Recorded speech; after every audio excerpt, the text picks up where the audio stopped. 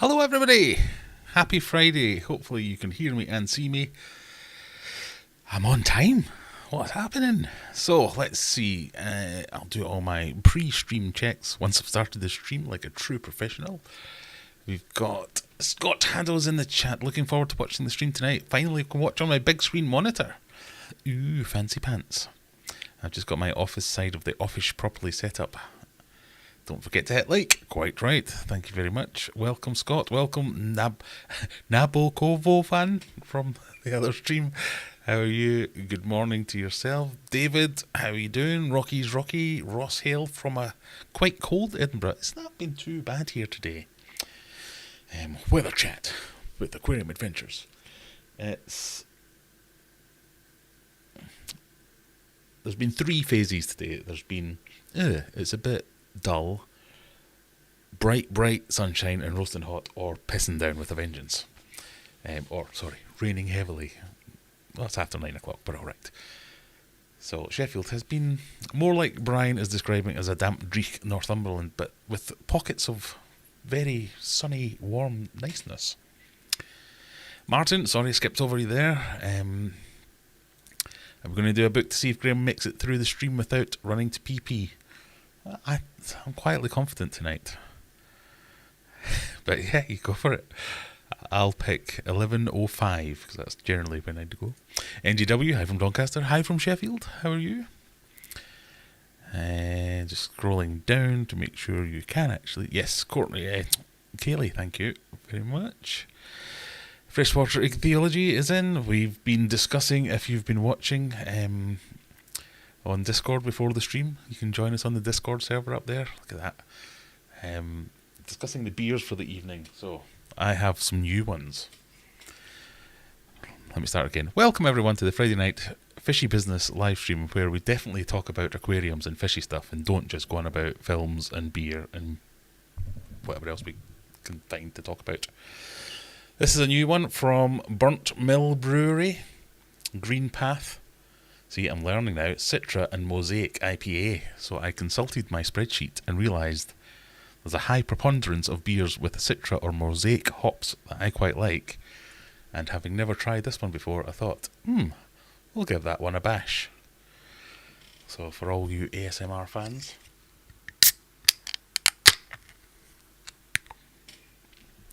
I'm afraid I'm letting the side down and I'm just using ye old pint glass.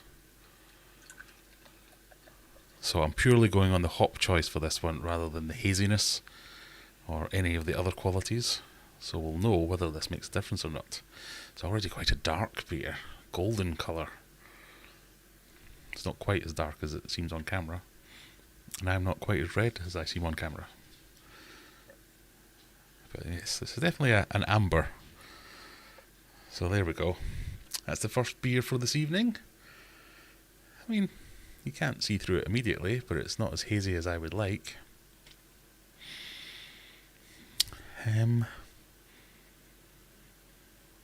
Quite light and fresh.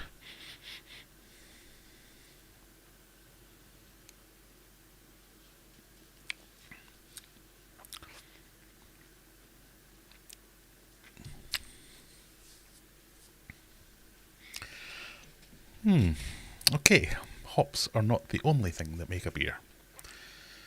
West Coast. Oh, have I done that thing again? I've got a West Coast IPA. Must read the label. Bloody hell, Graham. West Coast leaning IPA with a tropical fruit party. See, that would have made me buy it. I like tropical fruit and parties. From the layering of Citra, Mosaic and Enigma hops. Stripped back malt profile, low bitterness and dry finish. Keep everything lean and drinkability high. Drinkability. Stupid bloody word. I mean, it's not offensive.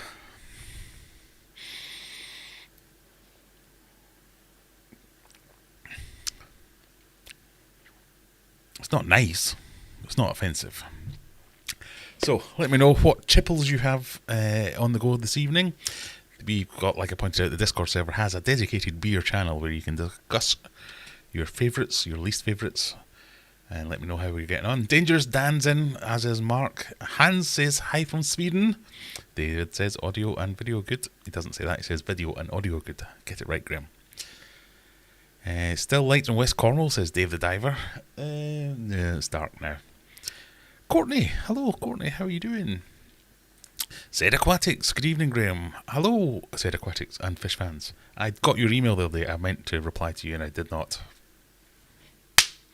I will do so. It's been very busy week. Weather's been crazy, insane rain, then summer sun. We definitely in a temperate rainforest here. Yeah, changeable, I think that's what we call it. Ritesh, hello there. Brian, you thought we were going to be talking about sheep? No, we keep that to Discord, the sheep talk. My Discus hoodie arrived in the post this week. Proper chuffed with my purchase, so I'm glad. Hello, Holly and Fish Fam Link. Hello, Fish Fam. Brian's on Haverlee, whatever that is. Haverlee. So, what have we got for you tonight? We've got a bit of fishy chat. I have some fish news, or fish things have happened. And we've got the quiz at 10 p.m. If you are not in the UK, you might not know about this, but it's a big weekend for us here in the UK, if you watch the news. So, the entirety of tomorrow, if you're not in love with the monarchy, you need to find something to do, because it's all going to be about the coronation. I think coverage starts at something like 7 o'clock in the morning. Like, oh, God. But we get a day off on Monday. So, just for giving us a bank holiday, there's going to be a slight leaning towards coronation-based questions for the quiz tonight. So, normally when we have the quiz, we have a split of fishy questions and general knowledge questions or current affairs questions. So, we're going to mix in some royal questions or coronation questions for this evening. So that's it. We'll start that at 10 o'clock. You have 53 minutes to bone up on the entirety of British history to do with the monarchy if you want to win. As always, the quiz is my research, so it's not necessarily the right answers you want in here. You want the answer I think is right, or the first website I found that told me it was right. We'll have points for the fastest correct answer. I'm trying to think of a way to say that easier. And then the winner will get some kind of prize. So we've got that. We've got the fishing news that I alluded to earlier. And of course, any viewer questions. So if you've got anything you want to ask me, or a topic you want my opinion on, or just say hello, stick the word question in your question, and then it will be highlighted for me to see it, because I'm not very good at driving the chat. I'm not entirely happy with this chair either. But anyway, that's what we've got for the foreseeable future. An hour, like I say, 10 o'clock we'll do the quiz. And until then, we'll just be saying hello to people in the chat and talking about whatever comes to mind. As ever, I've never got a plan for this other than that. So you can drive. You can decide what you want to talk about. Rebecca is drinking wine with the excuse of solving my coding issues with a lot of help. I'd like to say I'll never need to code again, but then I'd be lying. Well, the beauty of that is when you do fix something, it's like a reward, it's an accomplishment. Holly is very, very, very peed off this evening. Tesco packers for my food delivery have grinded my gears. Decided not to pack my room spray properly. It leaked all over my mum's food shopping.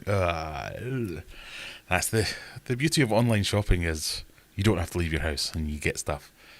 But it's a pleasing lottery as to what you will actually get. I'm not as upscale as you. I got an Iceland delivery today. We don't shop at Tesco's or Sainsbury's. We get Iceland to send us food. And what is it? Let me see if I can find the email. We have had to make some changes to your order. I'm like, okay then. It might have been easier to say we have included one or two of the items you actually asked for.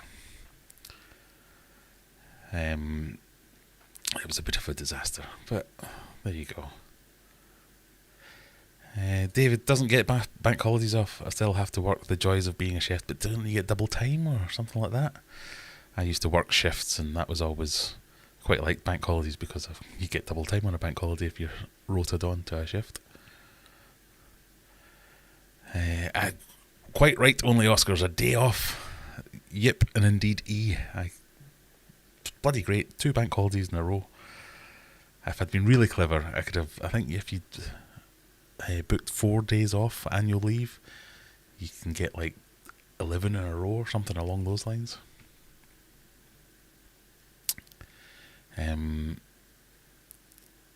So, before we launch into whatever we launch into, I would like to thank Dr. Awesome, who may or may not be here because it's quite early for him over there. He invited me onto his stream, so the secret... No, that's not what they're called.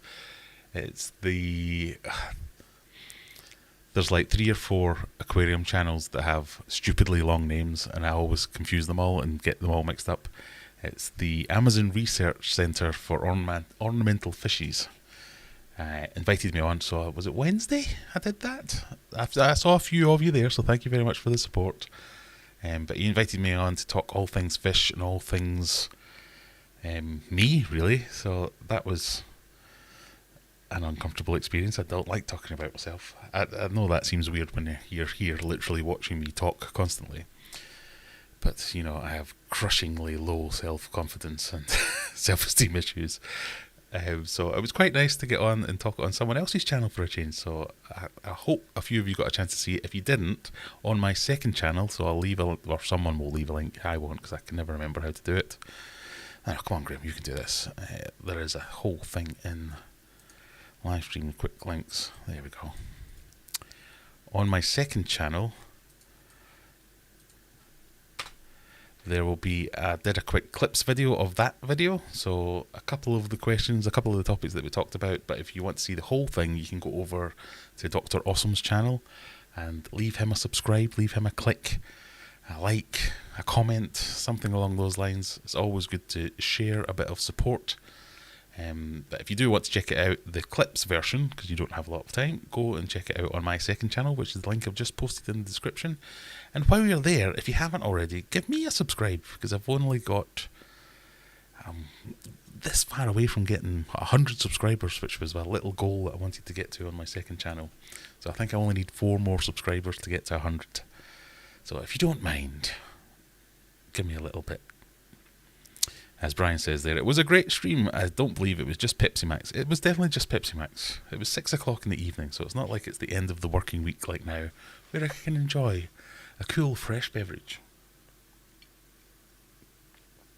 But that was good. I really enjoyed that.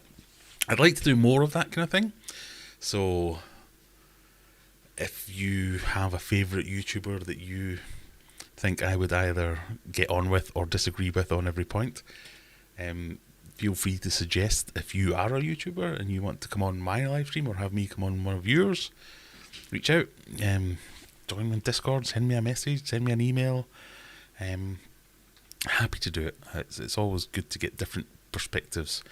It was nice on this one because we're both discus guys, so I had a little bit of a chat about discus and what our various thoughts were on that. And it's just it's good to get out of your comfort zone a little bit, and it's one thing I'm quite envious of. There's lots of YouTubers, pardon me, it's very gassy, that beer. They do lives all the time, like to the drop of a hat.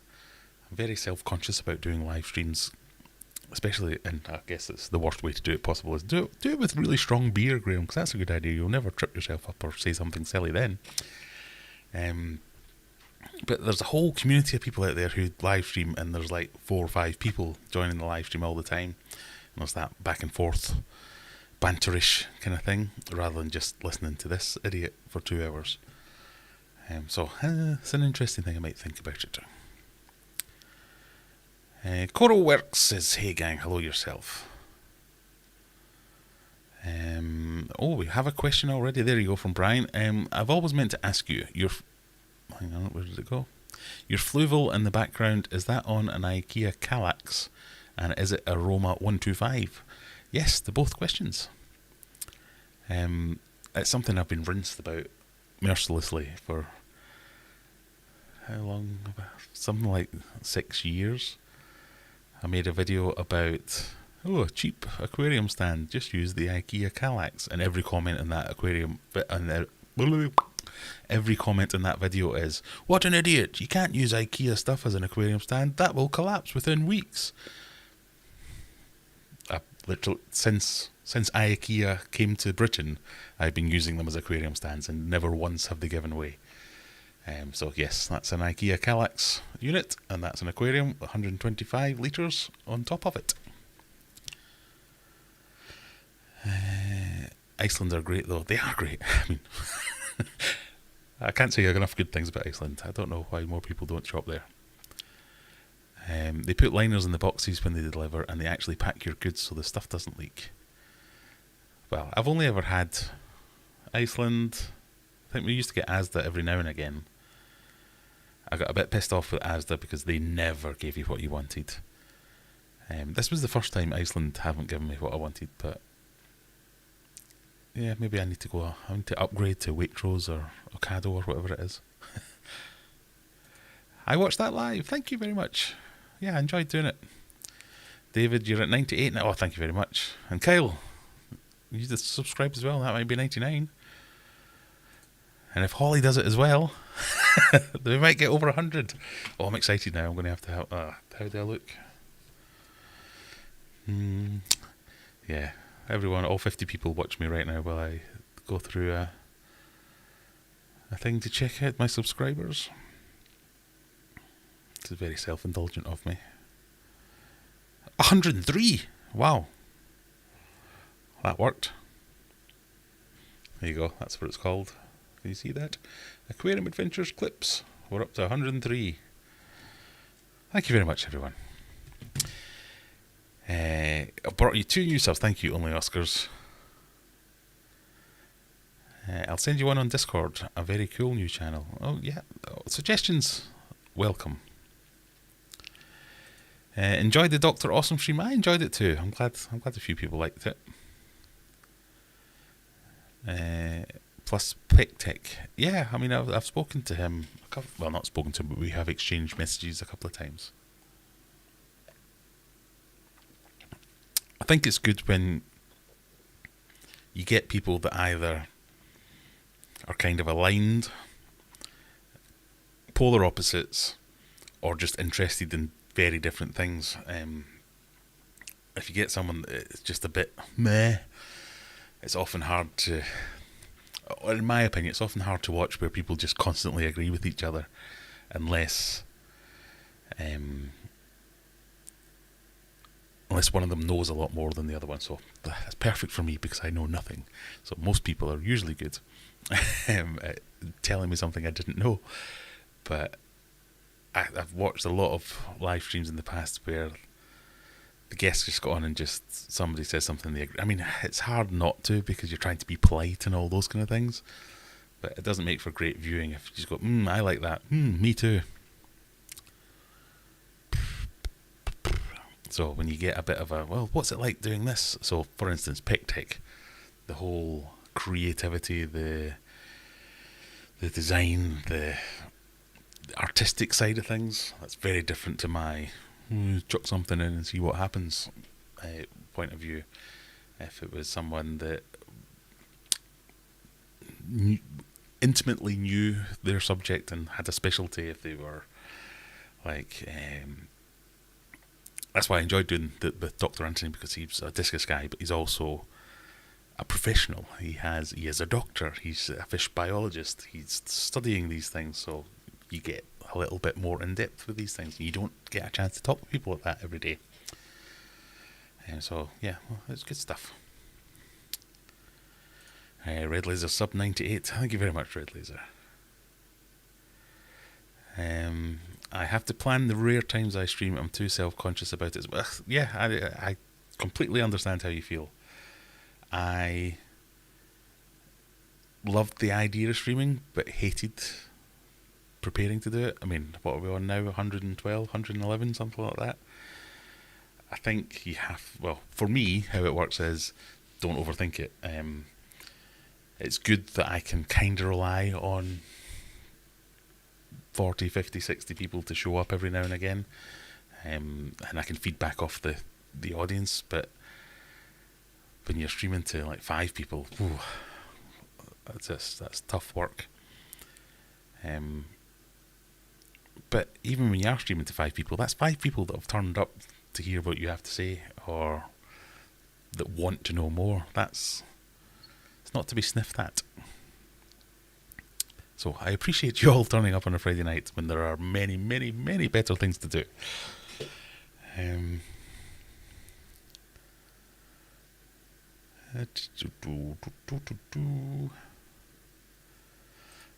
have an IKEA tank on. I have my tank on an IKEA Malm chest of drawers. I mean, IKEA stuff's great. I'd be tempted to use Kallax as well. My partner would freak out. So the reason people freak out is because if you take a saw to one of them, it's essentially cardboard. But if your aquarium constantly leaks onto it, it will give way. But if your stand's made out of wood or MDF or any of the crappy products that most cheapish stands are made out of these days, exactly the same thing will happen. So as long as you don't constantly spill water on it and you manage any spills, you wipe up anything, it's going to be as strong as anything else. I know they're not as heavy, but I have 2 vivariums on Kallax stands. They are fantastic. They're so versatile as well. I think at one point I've got 3 kids. Every kid's bedroom had at least 2 Kallax stands. And as you can see, you can use them as chests of drawers. You can put cupboard doors on them, make them cupboards. Just big bins like those ones there, just big bins. They're drawers. And then, I've not got them anymore, but I used to have ones that were actual proper drawers on sliders. IKEA, hit me up. I'll do a sponsorship for you.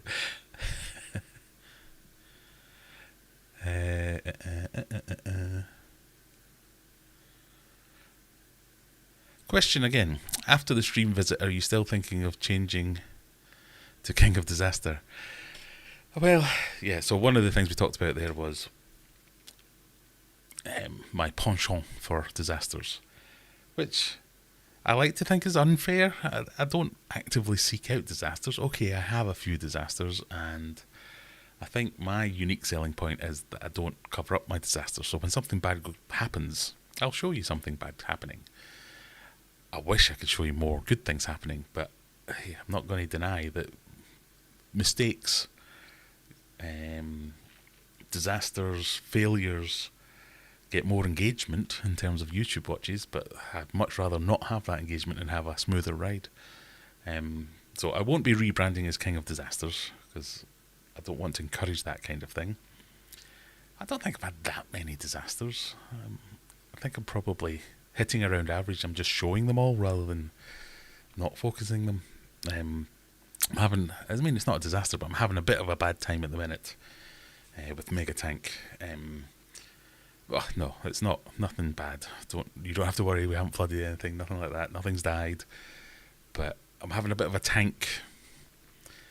Whatever's in between a tank running well and a tank crashing, I'm having a bit of a tank. It seems to be going through like a little mini cycle. So for the last 3-4 months that it's been running, 3 months now? That it's been running well. When I built the sump for it, properly, I added loads of cycled medias. So I took media bags out of all my existing aquariums, put it in there, so as when I could put the fish in, there was cycled media in the tank, and it was dealing with the ammonia. So from day one, no ammonia, no nitrites, and I think I was sitting around 30 parts per million nitrates. And that has lasted until this week, basically. So this week I went down, and I do generally do weekly water tests, if not twice weekly or more. But this week when I went down, I used the JBL Pro dip strips, just because it graphs it for me and I don't have to worry about it. And it came up with like warning. I'm like, what's going on here? So there was ammonia, there was nitrites, pH was down at 5, and I thought, maybe it's just the strips, because they aren't the greatest thing. So I have a plethora of other test kits, but they all agreed that, well, the only thing they agreed at was that I had some nitrites and some ammonia. So did the big water change, which on a tank that's 2,500 litres is no mean feat. It takes a long time. I don't have 1,000 litres of water preheated at the right temperature that I can do a big fast water change with. So it's basically a day of draining the tank and filling it back up slowly, so as you don't mess with the temperature too much and freak out the fish too much.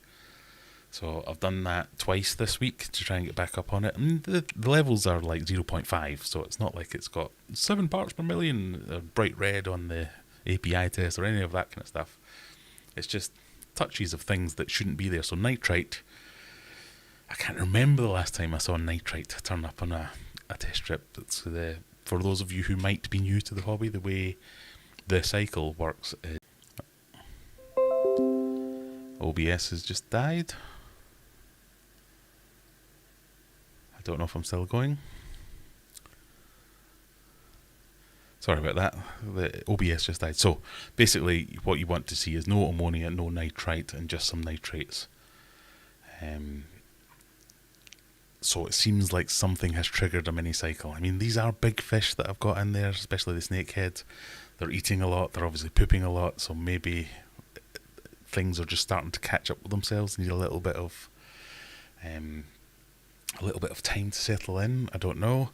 So I've added in some more cycled filter media to see if that makes a difference. I've done big water changes to see if that makes a difference. But I got a new fish, and I'm all excited to add the new fish to Mega Tank, but I don't want to do that because I don't want to introduce a new fish to a tank that has a little bit of nitrite issues.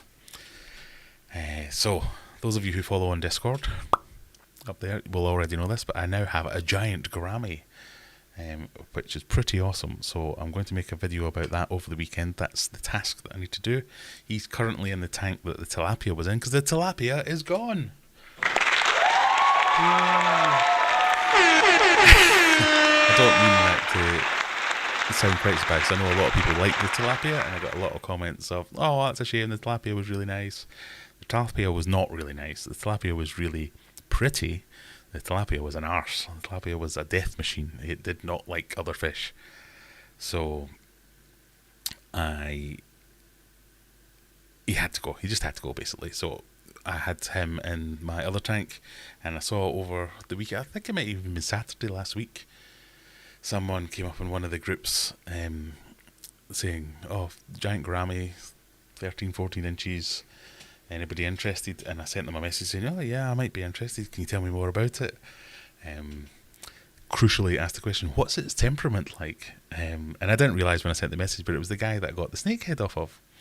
So he's now got a new big tank, and the gourami just doesn't fit into his plan. So he asked if he gave it to me, and I gave him the tilapia in swap. He has now decided that the tilapia is also an arse, and has found a new tank, a 7-foot tank to house just the tilapia. So that'll be going into a good home there. So I'm really happy. It's a win-win. All the fish should be happy eventually. I got the giant gourami that I was after. I think that'll work quite well, even though I've only had it about a week now. It's already a very interactive fish, and it seems that that's my niche. I've found the thing that I like is a fish that will come out and play. So Humphrey, very interactive. The snakehead, very interactive. The gourami, the same. Following your fingers up to the glass. What are you doing? Oh. So I think I'm going to enjoy that. So that's you brought up to speed a little bit on what's been going on. If you've got any questions, by all means, ask them down below. I'm miles behind in the chat, sorry. I shall have a quick squiz down.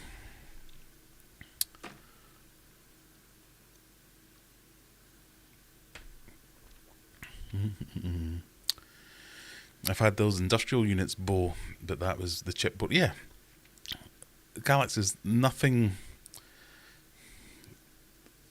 It's not. I'm not advocating people go out and buy Galax units because they're so strong, but they're no less strong than the chipboard cheaply manufactured stuff that you get everywhere else. And people would argue with me, going, "Oh no, but these are designed to be aquarium stands and made like this." Yeah, that doesn't mean you can't put a fish tank on that. Han says Kallax is a place about an hour north of my home. Oh, I thought I was going to ask you. Didn't we do this before and you told me Kallax meant grey chicken or something like that?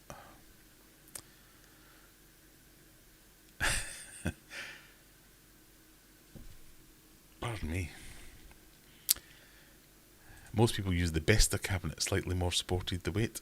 I mean, there's nothing wrong with most IKEA stuff. I could have a field day in IKEA with stuff that I've repurposed for aquariums. I've even built tanks out of the shelves and things like that.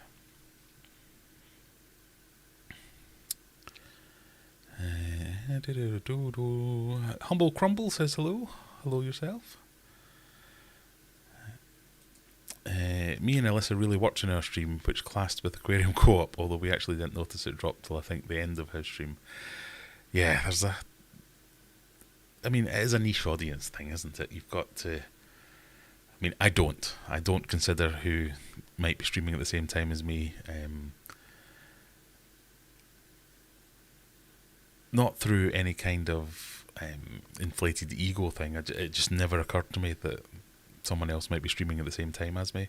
I think when I first started this, Aaron's Aquariums used to stream at a Friday night at 9 p.m. And I was like, well, that's fine, he's a saltwater channel, I'm a freshwater channel, so that should be fine. But a lot of our American friends, I know that people run calendars to make sure everyone's finds a spot. I don't know. I don't know whether that's a good thing or a bad thing, because you end up... What if your spot was like 2 in the afternoon? You're like, well, I'm busy then, and people are at work, so they're not going to come along. Like, oh, well, I don't know. Graham's new sponsor, IKEA. Well, I take that IKEA money, definitely. I used to build my stands to hold a Volvo, but now I see the MDF stands. They work great.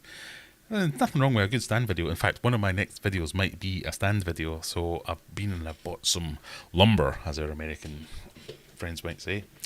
I've got some CLS stud work, which I think is great because it's cheap as chips and it makes great stands. So my old 5-foot aquarium, I'm going to build a stand for that just to get it out the way and get it into the garage. But it's kind of what I built Mega Tank out of as well, so I know that stuff works.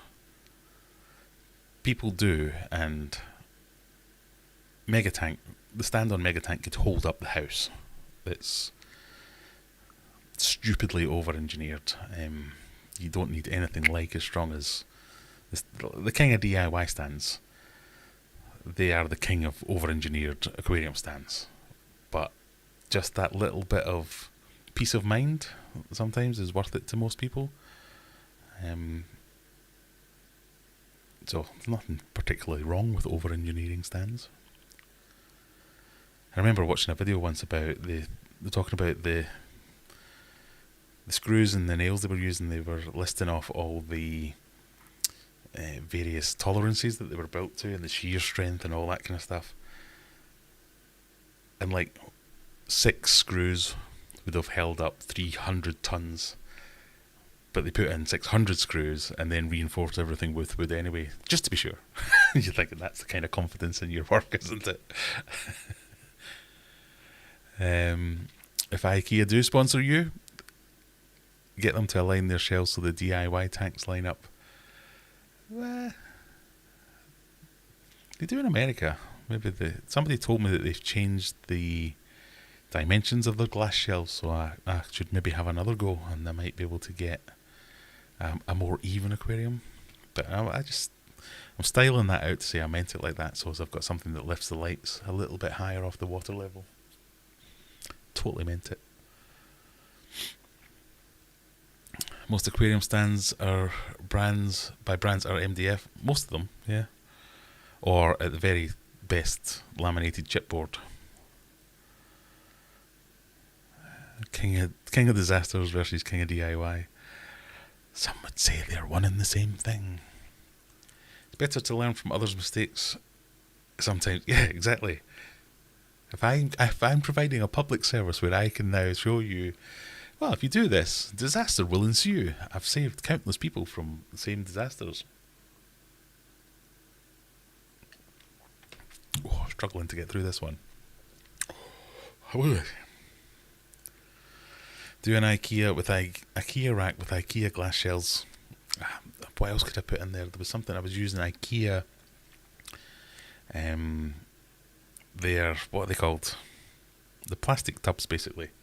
They have plastic tubs that stack, but when they stack, they leave like a gap of like 4 or 5 inches, and it makes like a perfect tower filter. So I was going to make a filter out of that underneath an IKEA Kallax stand with IKEA glass shelves aquariums with IKEA lights on top.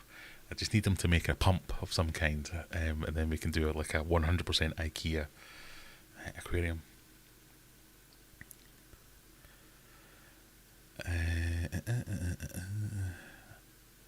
IKEA stand for mega tank.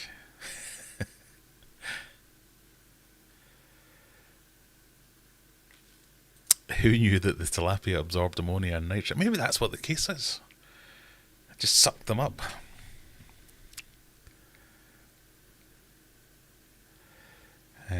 Lost you for a second. Yes, I don't know what happened there. My OBS likes to send me messages every now and again like, oh, everything's gone off. And you're like, what? Is it coming back? What are you doing?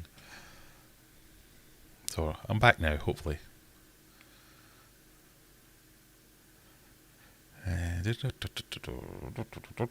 Right, sorry if I skipped your messages. I do apologise.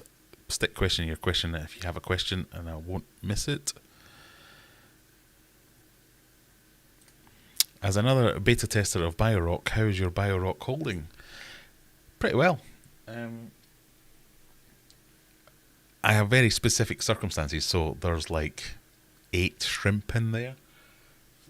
8 shrimp and maybe 20 plants, loads of floating plants. There's not a whole hell of a lot going on in there biologically, but the water's testing perfect. I set this up with, I can't remember if I've I must have put it in the video, didn't I? I set this up with BioRock around an air stone. So piled it all on top of the air stone. The air stone then lifts the bubbles up, and the bubbles doing that creates current and drags water through the rock. Set it all up, planted it, put in the shrimp, got an old sponge filter from down in the fish room, squeezed it in there, and it's been fine. But in the same breath, it's been fine because, like I say, there's like 6 shrimp in there, and it's quite heavily planted for a tank of its size. So even if I had no filter at all, I'd kind of expect it to be fine. So I don't know that I'd like to make any big proclamations like, it's the best thing since sliced bread. It's easy to work with, it's light, it might have extra filtration properties, which would be good. I just like how it goes together. It is quite a nice looking aquarium. I would show you, but my GoPro seems to have done a thing.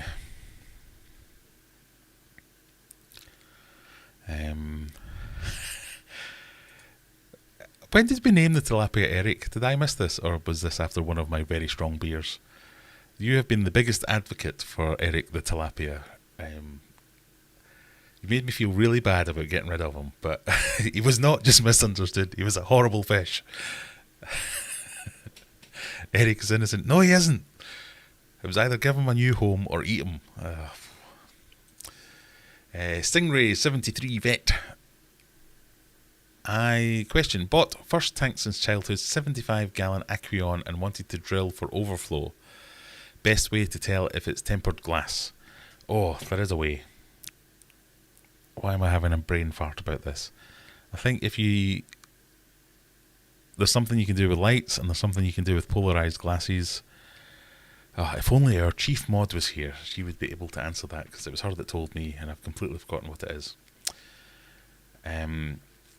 So the best way to tell is to try it, and if it goes, it's tempered. I obviously joke.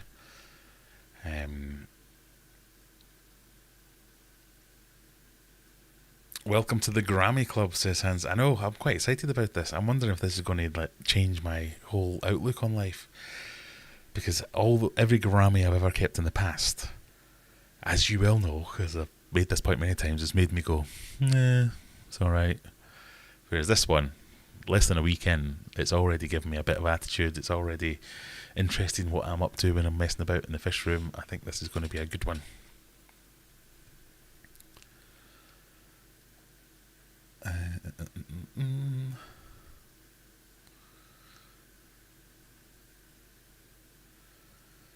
You need to orientate the actuator the right way up so the legs support the top.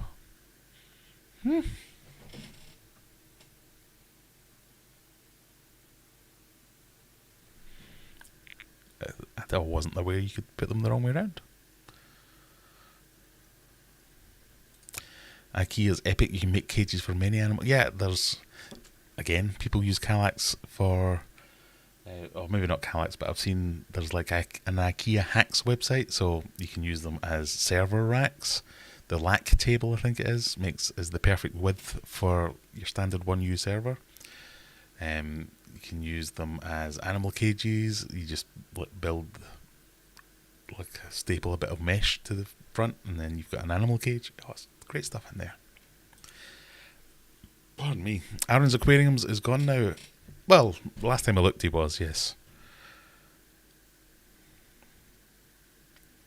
I don't consider who streams because I kind of see my audience as a lot more niche, particularly with what I talk. Yeah, your audience will find you. I mean, you can't. I don't think you can spend your life trying to please everyone. Just do what you want to do. Dan's Fish, Aquarium Co-op, and Primetime Aquatics all stream at the same time. Clearly, there's a revolt in the calendar scheduler's office. Manager live stream the other night for Aquarium Co-op was basically ignored. My question must have been too hard to answer for him. Well, I think that might be a slightly different problem in that. So what have we got in here? How many people are watching at the moment? So it says I have 55 viewers in at the moment. At least half, if not 3/4 of those are people who never ask questions or wouldn't dare to think of asking a question. They're just here to consume. They don't want to be involved. And that's fine. But how many does Aquarium Co-op have? You'll have like 800. So if I have about 20 people that might be asking me questions, the chances of me seeing your question, and I've said it before, I miss things all the time because my chat scrolls all over the place. It's harder for him to see 1 in 800 than it is for me to see 1 in 10 or something like that. So there's a little bit of that. I've also noticed that some people have very different styles. So my style, as you might have noticed, is I sit with the chat up and go through the chat. So I might have topics where every now and again I'll take a wee 10 minutes to go on a rant about something, but I try and do like the back and forth interaction with the chat.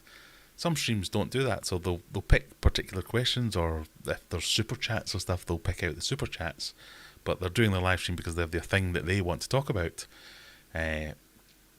So it might be 75% of their stream is something that it's not scripted or pre-prepared or anything, but it's, I'm going to talk about this topic and what I'm thinking about it. I might show you some things and some resources, and in the last 10 minutes we'll have a look at the chat and see if anyone's asking questions, or pick out things that people super chat or whatever it is.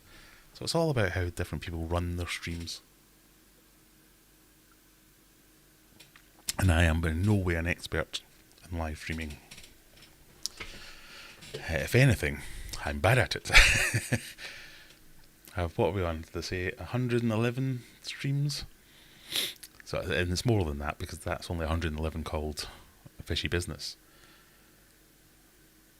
When I first started them, I was getting like 50, 60 views. In the height of lockdown, when we had the COVID, I was getting 100, 150. And now that's when I was a shrewd live streamer. I thought, yeah, Friday nights, no one's allowed to go to the pub because the pubs are all shut.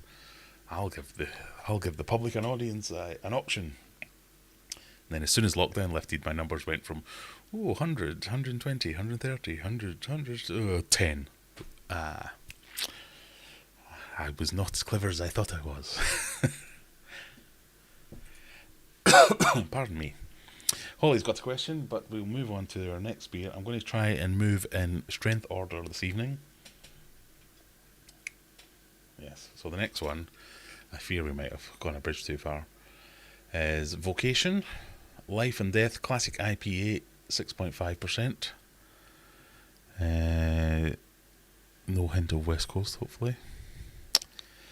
3 kilos of hops and 40 kilos of barley selflessly give their lives to make every barrel of our punchy bestseller. It's a lot to ask, but there's new life in this hop-forward USA-style IPA that makes their sacrifice worthwhile. This is hoppy, tropical and citrusy. Again, Citra and Mosaic with Simcoe this time, so a slightly different hop lineup. The Vocation one, a Vocation beer is actually in my second place at the moment in the old spreadsheet. The purple one, whose name I can't quite remember at the moment. But Holly's question is, what is the max litre size you recommend for one betta fish? I'm looking to upgrade my male betta. He's currently in a 25 litre planted tank. I'm not one of these people that holds with that aquarium's too big. The aquarium being too big thing, I think, is more a personal preference of, do you really want to have a 250 litre tank that could support a lot more, but just dedicate it to one fish? So, what you might, and again, this, I don't want to give terrible advice, but I think I might be about to. Some betta fish can live in communities, not with other male betta fish, but I've had several betta fish over the years, and some of them have been, no, I'm not going to tolerate anything else in my tank whatsoever, and some have been like, oh yeah, neon tetras, bring them on, we'll have some fun, guys. So you can have quite the community tank. So if you wanted to do that, that might be what might determine the size that you want to go for, but I don't really think there's an upper limit as such, other than it just might not be aesthetically pleasing because you might not ever see the fish because it's so small in comparison. I remember when I first got my first big discus tank, so for my 40th birthday I got my first custom tank, and while I was building it I put in one guppy. I just thought it was hilarious, but I could not see that guppy, I could not find it. It was in there, it would pop up every now and again, even after I put discus in and stuff. Just because it's a ridiculous concept because it gets lost. So from that point of view, again, it's more of a personal preference or an aesthetic preference. Pardon me. I built the fish rack from C24 3x2s and it didn't cost an arm and a leg, just a finger. Yes, I mean, it's good stuff, I think. Yeah, CLS is my go-to. It went up in price. When I was building Mega Tank, that was more expensive than it is now. I think I've got the 8-foot lengths for something like £2.95 each or £3.5 each, something like that, so it was pretty good.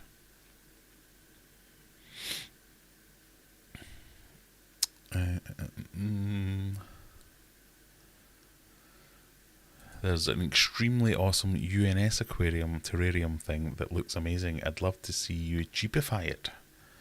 Oh, interesting. I can have a go at that.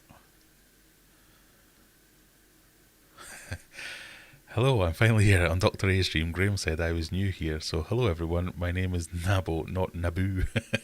I'm not a planet in Star Wars.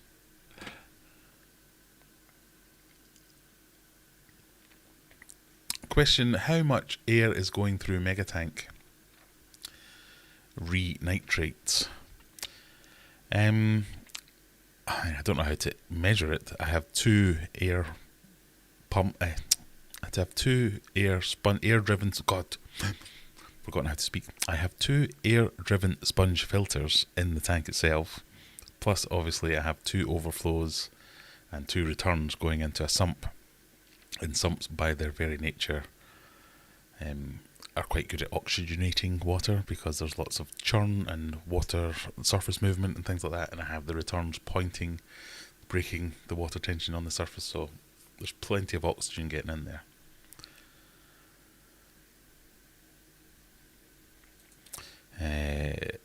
People spend a fortune on marine tanks for aesthetics, and then that having salt creep in general, yeah, it's not wrong. Tempered glass polarized sunglasses. Yeah, there's another one as well, but I can't remember what it is. Who knows? Right. Sorry, I'm miles behind again.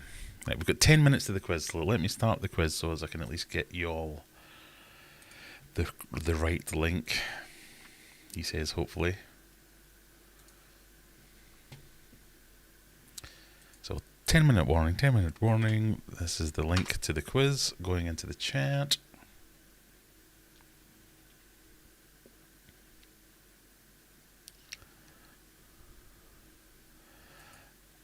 By God, I'm trying one of them fruity beers. This one's quite nice. So this is Life and Death Classic IPA from Vocation. That might be quite high up.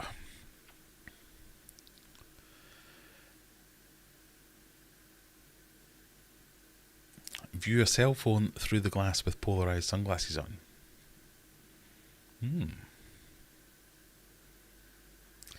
Aquarium Daily. I saw you out doing some pond work today, didn't I? Or have I imagined that?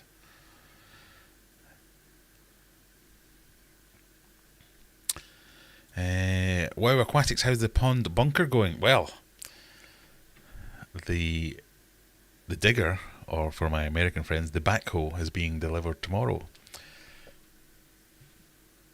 So it's not doing anything at the moment, but I have pond liner is arriving tomorrow. I have some pond liner underlay. I have, pretty much everything I need, apart from the digger. That's arriving tomorrow, so I can't wait till that comes out. If nothing else, I'll just dig a big hole, fill it in, and then dig a big another hole, and then fill it in again, and then dig it again. I can't wait. It made me really consider my life choices. Why didn't I do that for a living?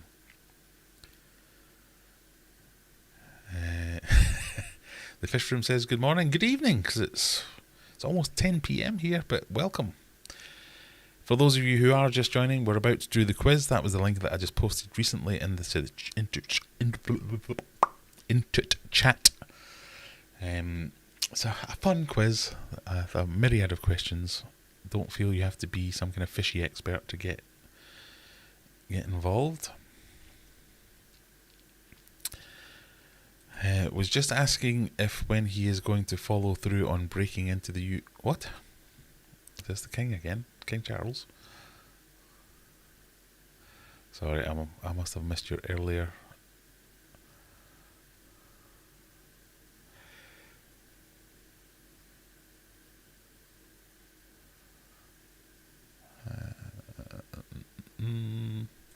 Why did undergravel filters fall out of favour?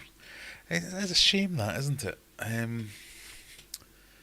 I quite like an undergravel filter. I think it's just because it's all about optimising things, isn't it? It's about getting the best efficiency out of something, and they're not terribly efficient, but they're good enough.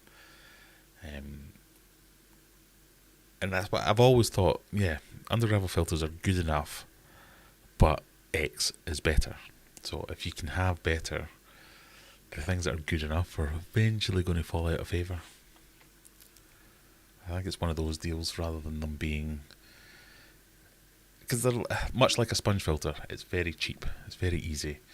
It doesn't lend itself to... So if you think of a modern aquarium being something that you might want to aquascape, an undergravel filter doesn't lend itself to that. But neither does a sponge filter, which is what they've been replaced by.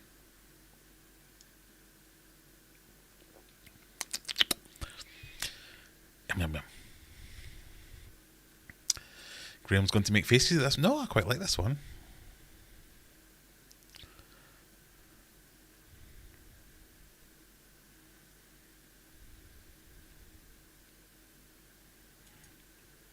He said a few... right, so are we talking about Aquarium Co-op? I get you. He said a few months ago when someone asked a similar question that international plans are on hold for the moment, but most likely continental Europe because of plugs before UK and Australia. Bloody plugs. I don't know why more things aren't driven by... So my laptop, for instance, it's USB powered. Everything's powered by USB-C. And the amount of power that we can get to things with USB-C, I think I've got a phone that charges at 60 watts. I've got 45 watt one from another phone. That shouldn't be a thing. And then you just have to buy your own power bricks. I'm looking down here because I usually have one that's sat there. But basically you have a USB plug. Then all the manufacturer has to supply is the cable, if even that. Oh, sorry, juggler. But his idea of USB plugs. Indeed.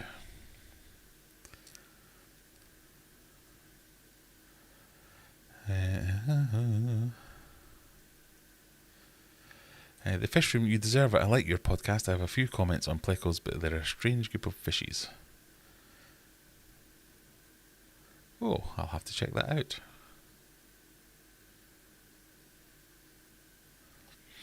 Right, we've got 4 minutes left. This is the 4-minute warning. We only have 8 players ready for the quiz.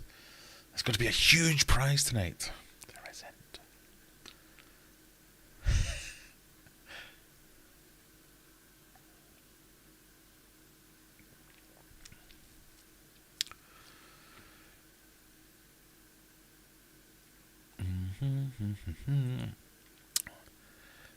The fish room, you do question things. I think a lot more into fishies, which is great. Most people don't. Your knowledge is great. And a shame New Zealand doesn't offer more variety. Oh yeah, our Antipodean buddies they get stuck for things. What was it somebody was telling me the other day? A pea puffer, I think. Somebody commented on one of my videos that where I'd bought some pea puffers, and they were like, "Oh, I paid £3 each for these." They're like $80 in Australia. Wow.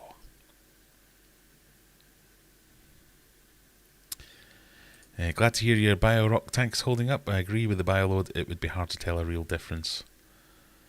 My bio-rock build has clownfish, and it's doing well so far. Oh, good.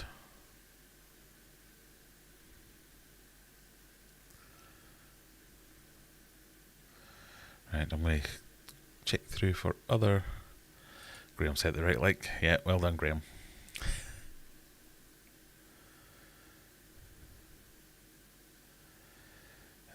Did you have exodons before? I have exodons now. A bit trickier than I was anticipating. I have lost a few of them.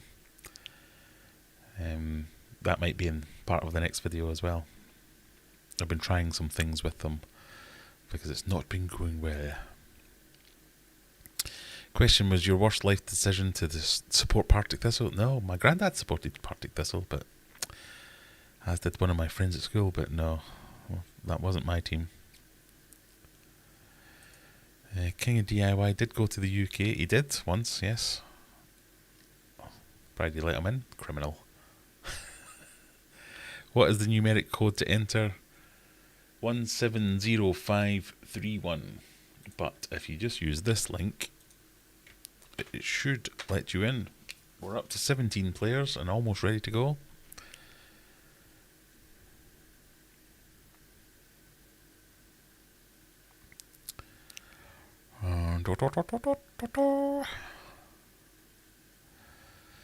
There you go. Pea puffers are between $16 to $20 here in New Zealand. They have 3 figures on an Aussie. Imagine that. Imagine that. So that was one of the things I was talking about with Dr. Awesome, was the differences in prices of fish. I think ours are largely the same as the US. Or certainly within a tolerance. Right, are we ready to go with this quiz? Let me just check that everything lines up. If I go on Little Face.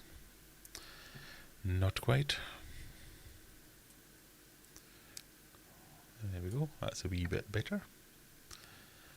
And I might move myself, where shall I move? I'll move myself over there.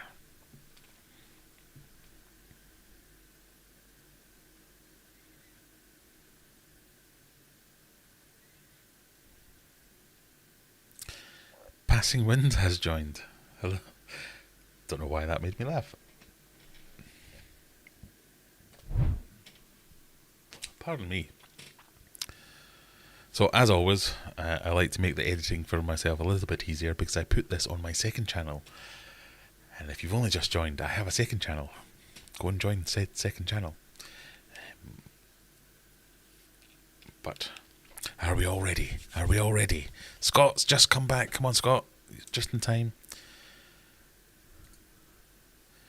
For all you late joiners, there's the link. You've still got time because I've got my preamble to do, where I introduce the quiz. Welcome everyone to the Aquarium Adventures Friday Night Quiz. What we've got is 20 questions which have a loosely fishy theme, as well as some general knowledge, current events and that sort of thing. So points are awarded based on correct answers and fastest correct answers. Take your time to read the question. Don't just listen for me to read out the question. So faster readers will get a slight advantage. If you're playing along on the live stream, or after the live stream, Finding Nemo. I think OBS has just had a brain fart again. Hopefully you're back in time. Which actor played Dory in Finding Nemo? Julia Roberts, Alison Janney, Sigourney Weaver, or Ellen DeGeneres? It was, of course, Ellen DeGeneres.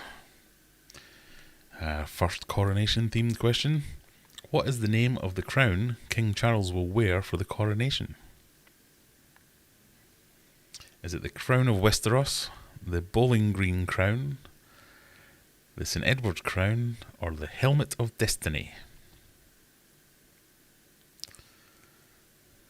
I mean, vaguely themed on the coronation. That's why I had a crown on the thumbnail for tonight's stream. It's the St. Edward's Crown. Who won the World Snooker Championship this week? So, one for the snooker fans out there. Was it Luca Brissell, Mark Selby, Judd Trump, or Steve Davis? And I can confirm they are all snooker players. That is not a trick question. I'm aware some of you will not be interested in snooker. But you know, someone might get a little bit of a help with this one. The answer is Luca Brissell from Belgium.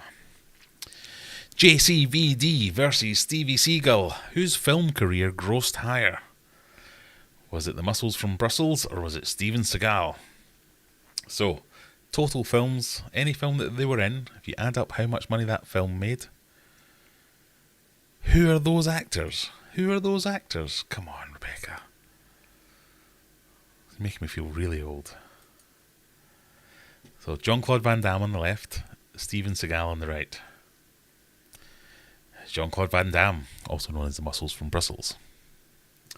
How old is the coronation chair? So this is the chair that the king will sit his buttocks on atop the Stone of Destiny, or the Stone of Scone, which they robbed from Scotland, which has been lent back to him to get coronated on. How old is the chair? Is it 1200 years, 700 years, 300 years, or 100 years? So I did say there would be some coronation questions. It's 700 years old. Jared Leto wore a cat costume to the Met Gala this week in tribute to which designer? Was it Coco Chanel, Karl Lagerfeld, Vivienne Westwood, or Ernst Blofeld? Points, extra points in a tiebreak situation if you know which one of those doesn't fit.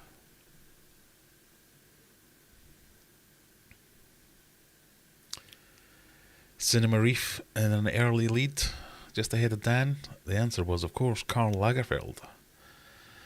But everyone in the top 10 so far is within one question's worth of taking the lead. Which title was the king given in 2011 when he was Prince of Wales? Was it the Guardian of the Grouse, Chief of the Chickens, Protector of the Pigs, or Keeper of the Cows? What title was he bestowed?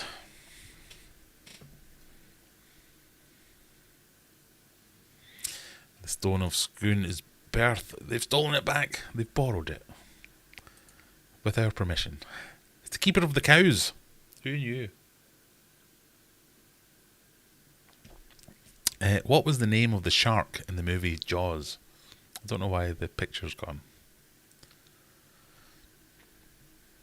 This is a fish question. The first question was a fish question. First question was about an actual fish. A whole film about it. What did they call the shark in the movie Jaws? Dave, Bruce, Chompers or Arnie? The answer was Bruce. Quiz time is now taking the lead. Which of these is not a popular aquascaping style? Is it nature, Dutch, Iwagumi or clown? Another fish question, sort of.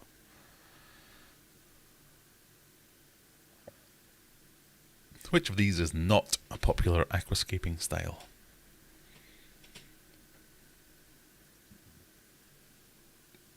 Sorry, I apologise for burping.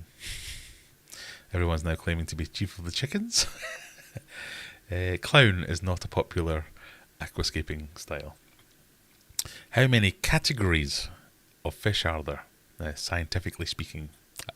Oh, look, another fish question. How many categories of fish are there?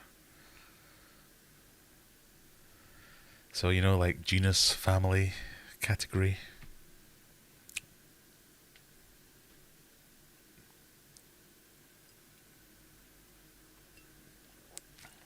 I'll explain the answer.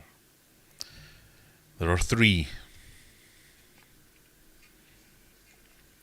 What will be the official dish of the coronation of King Charles?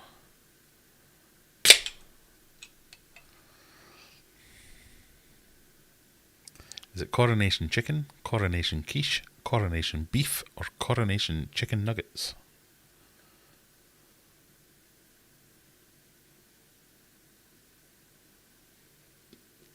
If it helps as a clue, it sounds revolting.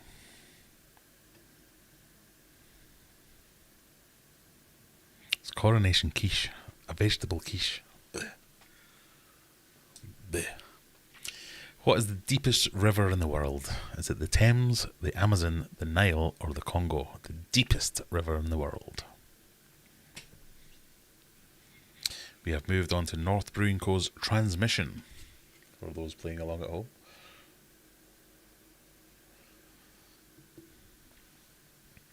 Is it the Thames, the Amazon, the Nile, or the Congo?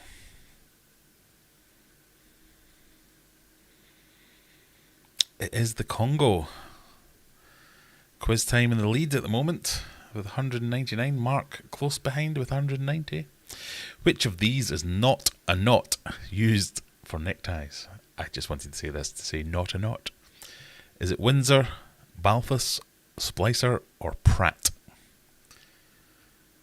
And for those wondering, 3 of those are actual knots for a tie.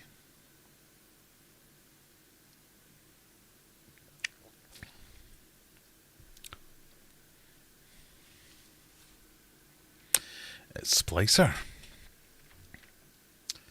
Which of these fish are primarily vegetarian? Is it Pacu, Mabu Puffer, Oscar, or Goldfish? Quiz time's taking a bit of a lead there. Who's quiz time? Show yourself. But you know, still anybody's game.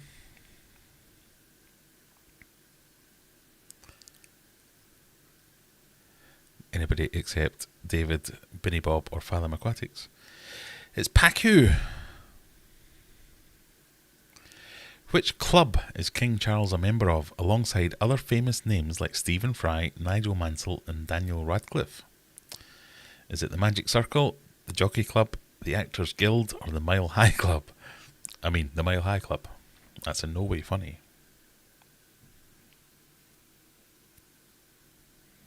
Magic Circle, Jockey Club, Actors Guild, or Mile High Club?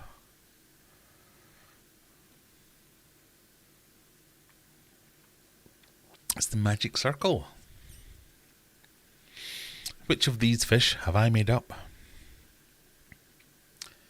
A red-lipped batfish, a sarcastic fringe head, a leafy sea dragon, or a flathead skulker?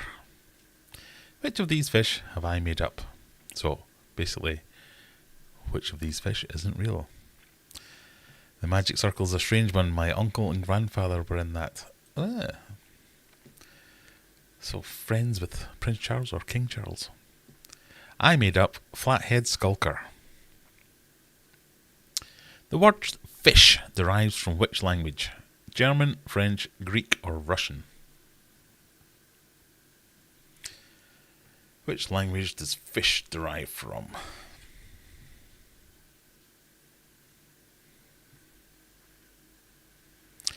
If it helps as a clue, it kind of sounds like this language.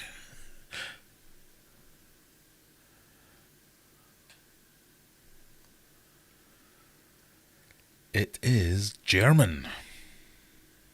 From the German word fish. A student ate a banana that was part of an art exhibit this week. How much was it worth? 30,000, 9,000, 96,000 or 140,000? Whatever one it was, that is a very expensive banana.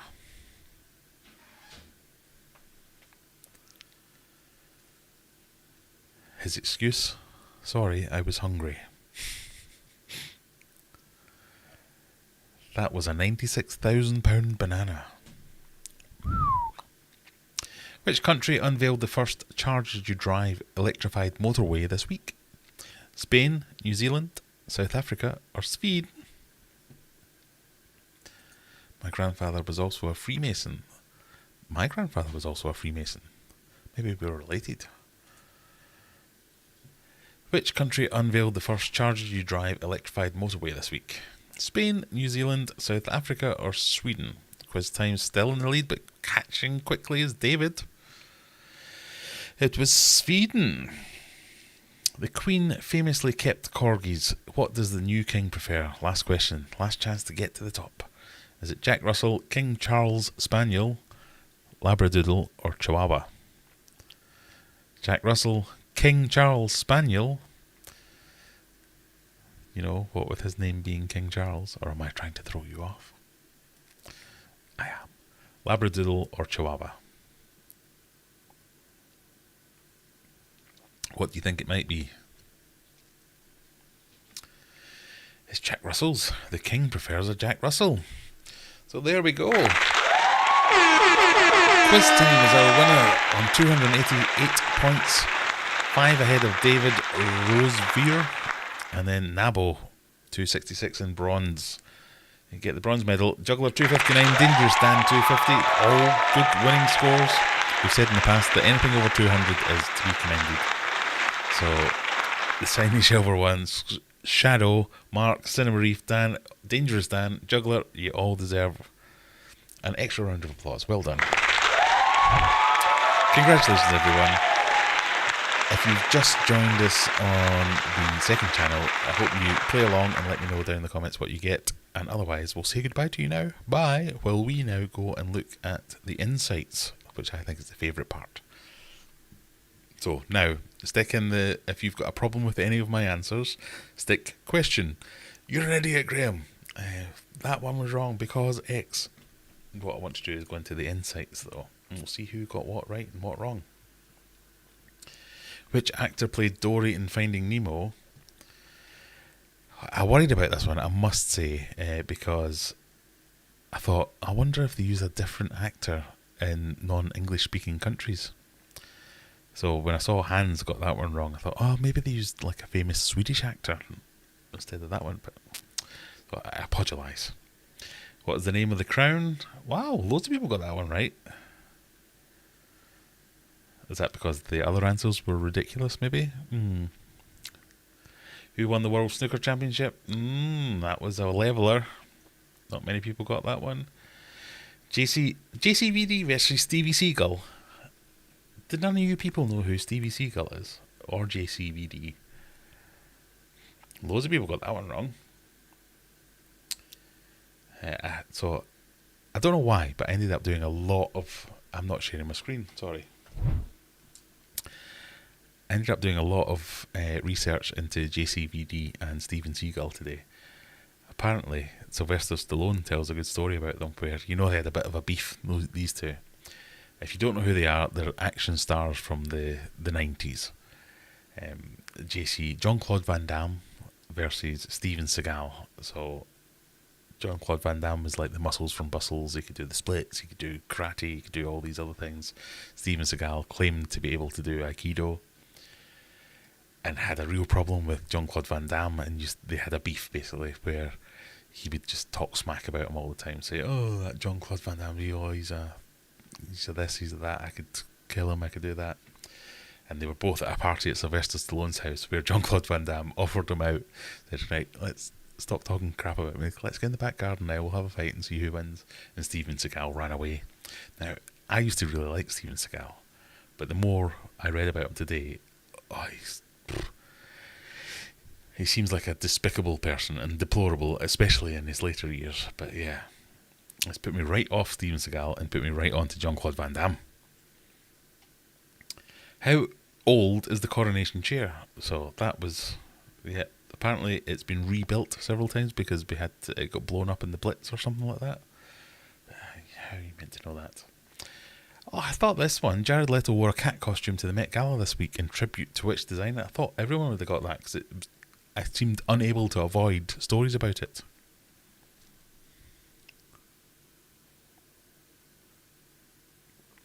So, Rebecca got that, Juggler got that, Quiz Time, Passing Wind got it, Bryn, and 170531 got it. Well done, you guys. Have we figured out who Quiz Time is? Who is the winner? Do we know that yet?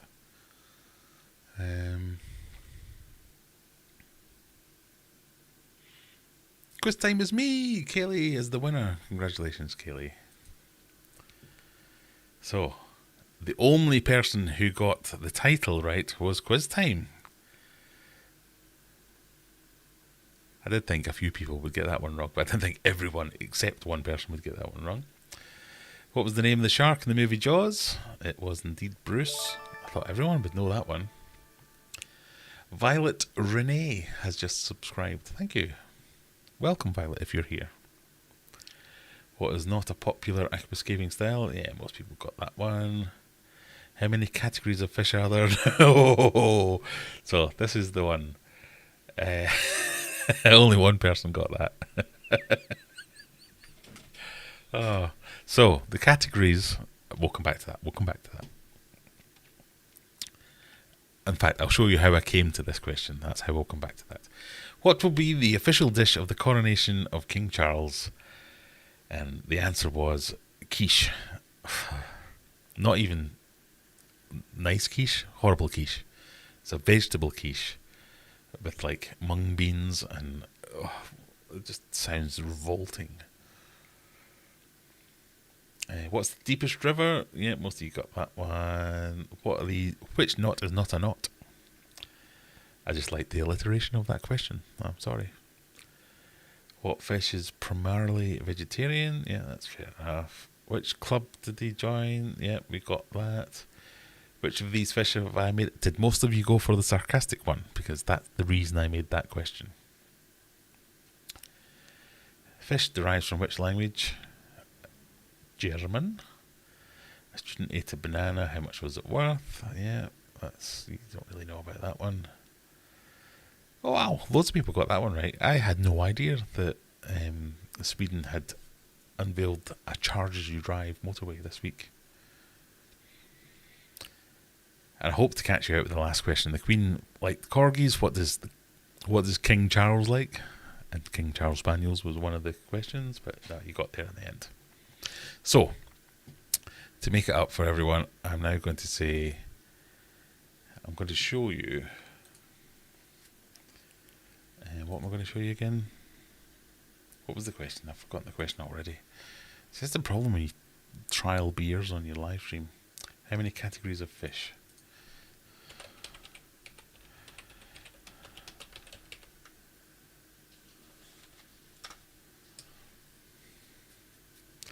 So, not classifications, categories. In fact, bear with me, people. I think we can do this from here.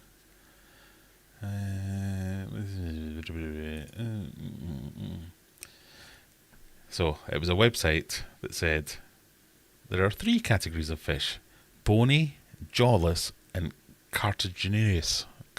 Cartilaginous. Some websites claimed there were 4 because there was 2 types of bony fish. But they were all very clear that these were categories of fish, not genus, not family, categories of fish. So if we then Google categories of fish,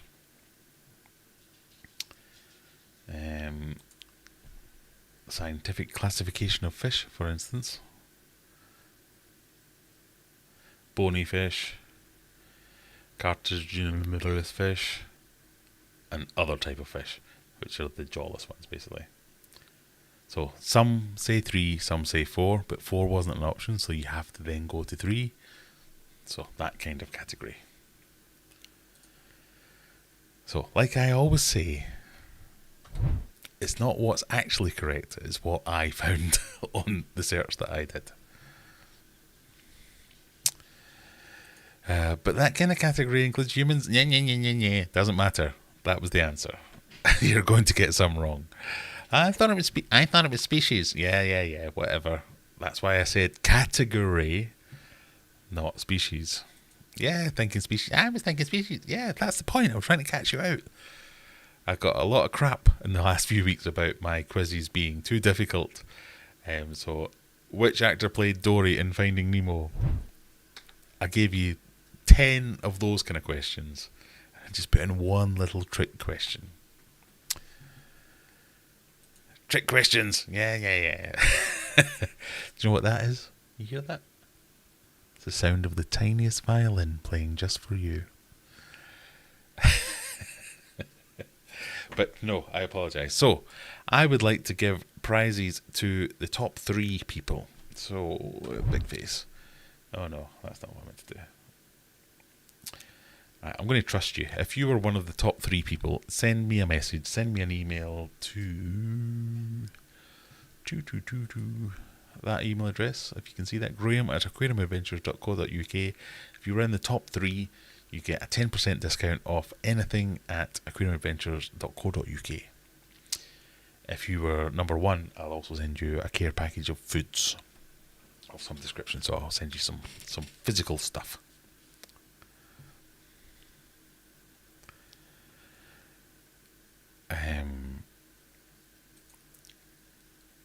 Let's all send them. No, this is like the honesty thing.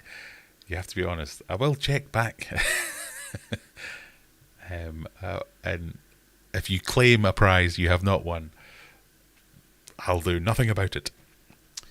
I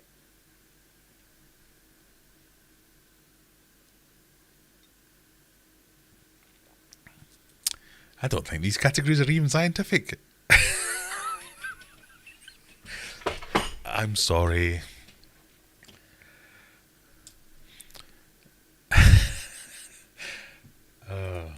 Right, so there was 3 categories, wasn't there? It was jawless, bony, and cartilaginous.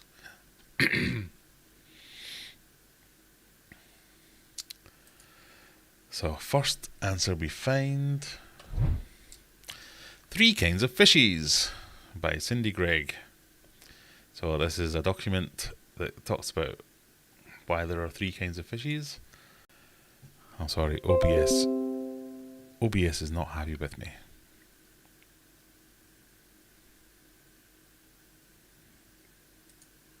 As Corawork says.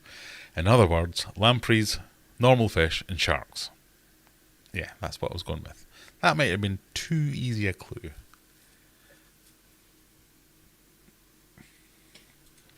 JCVD versus Steven Seagal was nothing compared to Graham versus King of DIY. Oh, we didn't actually have a fight or anything, and neither of us are movie stars. But yeah, I'd totally do him. I thought that John guy was a fake. I've watched a few of his movies, not by choice. No, so Jean-Claude Van Damme is a legitimate martial artist. He has some martial arts credentials. Steven Seagal also has some lost power of speech. Steven Seagal also has some legitimate martial arts claims. He is a master in Aikido. He has done many videos about his mastery of Aikido. But you know when you watch some videos and you think, has everyone else been paid? Because Aikido is one of those martial arts. So I used to do some martial arts when I was a lot younger. I had a couple of black belts in a couple of different martial arts, and I loved the fact that Steven Seagal was into his martial arts. I also loved the fact that Jean-Claude Van Damme was into it. So I was into that whole thing when I was a kid. Today, I mean, neither Steven Seagal or Jean-Claude Van Damme are worthy of praise in any way. They seem both to be quite despicable people. But Steven Seagal, Jean-Claude Van Damme, not a nice person. Steven Seagal, not a nice person. And his is just made up. It just seems completely made up. Aikido is one of those ones where it does look a bit fake a lot of the time, so you think, oh, what's going on there? But God, he's awful, he's terrible. But Jean-Claude Van Damme at least did have some skills. And the famous thing that I was talking about was so Jean-Claude Van Damme came like a year after Steven Seagal came on the scene, and Steven Seagal would just talk shit about Jean-Claude Van Damme all the time, saying, oh yeah, he's not a proper person, oh he doesn't do anything for real, oh it's all made up, when in fact that's what he was doing. And then they met at a party at Sylvester Stallone's house, where Jean-Claude Van Damme offered him out to the back to say, well, right, I think the whole story is that he said, are you just doing this for publicity? Because that's fine, I'm cool with it if you are. Just wanted to check in with you. And Steven Seagal was like, no, nah, I don't like you, no. And then this kept going on and on until they met at this party again. They said, right, if you keep telling everyone how much you could crush me and kill me, let's go out into the back garden right now and try to crush me and kill me. And he said no. And then Steven Seagal ran away, basically, apparently, and went to a club where they both met later, where Steven Seagal had spent hours telling everyone in the club how much of a pussy Jean-Claude Van Damme was and that he had run away from him, and then he happened to turn up, and then Steven Seagal ran away again. So, yeah, I don't know why I'm telling you this story. This is about fish, so if anyone has any fish questions, let's get them in here. But they were both kind of big figures in the 90s. They were in lots of the biggest action films. Yeah, it's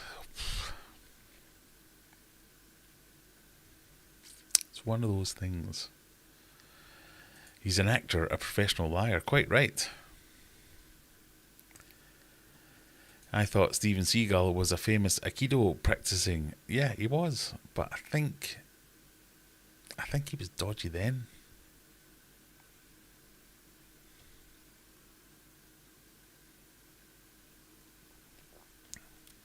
So, sorry I took such a massive tangent.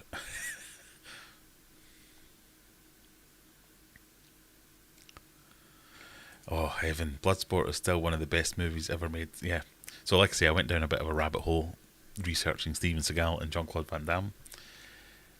So that question about who earned the most, the surprising part about that question is Jean-Claude Van Damme only won because he's in Kung Fu Panda. He plays the crocodile in Kung Fu Panda. So the majority of his earnings have come from Kung Fu Panda. So there you go.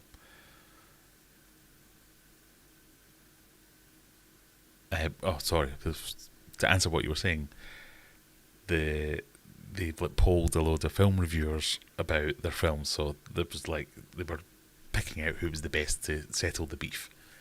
So Jean-Claude Van Damme won because he had earned the most money in the box office. Then they had another one about who had made the most films, so there was various categories, and one of the categories was who made the best film. And every single one of the reviewers said Jean-Claude Van Damme because he made Bloodsport, and that defined a genre. Because if you think about it, even if you don't agree with that, if you think about it, every film that Steven Seagal was in was a copy of something else. So, Under Siege was a copy of Die Hard. The Nico films and all those ones were a copy of Godfather. The Out for Justice was everything was a copy of something else. So, and that's why you got that one. So I don't know if I have now gone over the top on Jean-Claude Van Damme references. I tried to find some chats to get me off this. I've gone down a rabbit hole. Oh, save me, someone. I've been part of the martial arts world for 20 years and we call Steven Seagal Slappy. That's because that's all he knows how to do. He has no training whatsoever. He just copies techniques of others and can only apply them to demonstrate in demonstration settings. Yeah, so if you watch any of the videos of Steven Seagal, he's there, stood in the middle going, I'm now going to ask 50 guys to attack me. Go! And then one by one, they run at him and he slaps them. It's hilarious.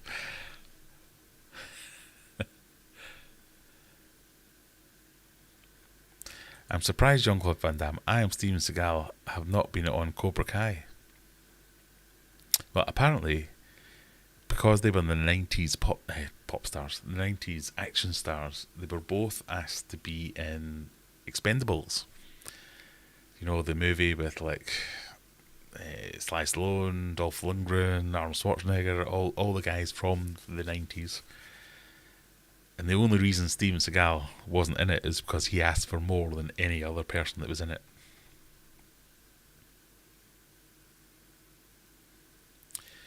And Jean-Claude Van Damme is an amazing martial artist. He's absolutely respected. So he is a legitimate... So both of them claim to be legitimate martial artists. But yeah, Jean-Claude Van Damme was.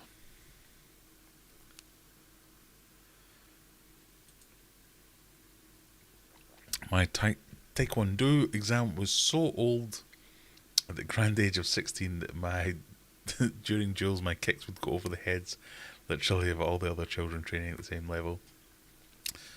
Yeah, I used to do that in 2 forms of karate, and now my kids have started going to karate, and one of the styles that they're doing now, they're doing Shotokan, and I did Shotokan as well, was one of the ones that I got to black belt in. So getting to watch them as a dad now, it's very weird, right? It's all coming back to me, all the katas and everything. Oh. You don't ship to the USA? I mean, no, you don't want me to ship to the USA. If I was to ship to the USA, I would have to charge £1 million or $1 million for everything. It's just so expensive. I have sent a few packages to the US for various people that have asked for things, but it's not cheap, and it's just not worth it.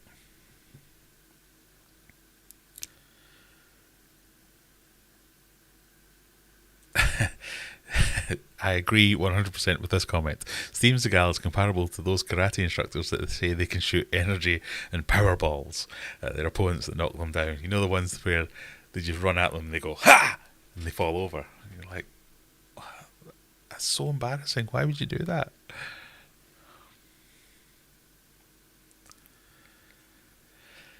So, anyway.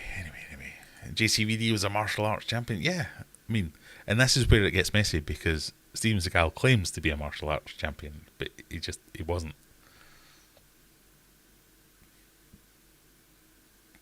There's a question.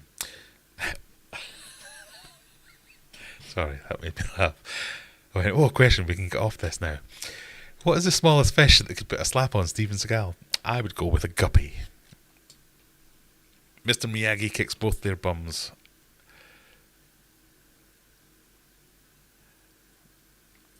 I was shopping on your site, but you don't ship to the USA. I'm sorry, it's so expensive to ship to the US. If you want, if you want some fish food off the site and you're desperate to try it, send me an email. We'll certainly sort something out. But it just doesn't make sense. It's so expensive, and I don't like ripping people off or anything, but it's really expensive to send stuff there. If you want merch, you can't get this embroidered stuff, but I do have a spread shop, which ships internationally, which I will now try and find.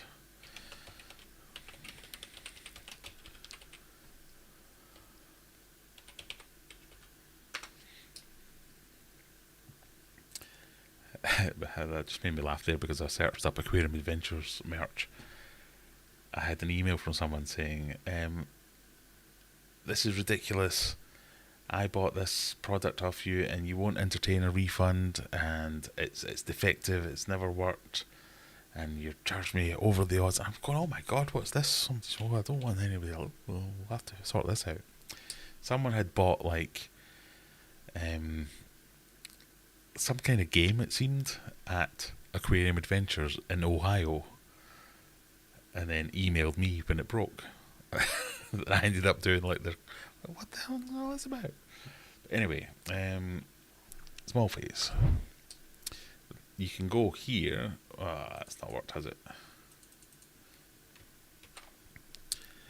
If you want to buy any merch internationally, you can try that. It might redirect you to a .com or a wherever you are in the world, but you can buy the main logos in hoodies, t-shirts, all that kind of stuff, and it will be shipped to your door. The only thing is, it's nothing to do with me, so if something goes wrong, you have to take it up with Spreadshirt rather than me.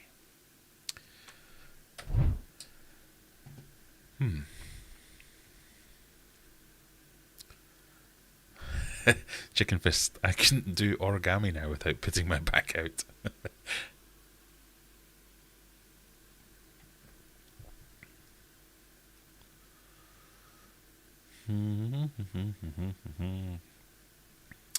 How is the channel's feeding going? Is he eating more of a variety of food now? He's a voracious eater now. So his main diet is the Massivore Delight pellets. Pellets from Hikari. You know, the ones that are 1.8 goldfish per pellet. He is eating 3 or 4 of them to a sitting. I've got the Oscars in that tank now, so I'm feeding a little bit of a variety of things in there. So he's eating everything. I'm really, really, really happy with it because, for those of you that don't know, I have a Chana Morladius, an emperor snakehead. Oh, sorry.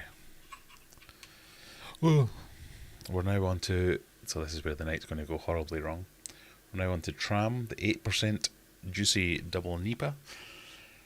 So I have this giant snakehead, but he is a gentle giant.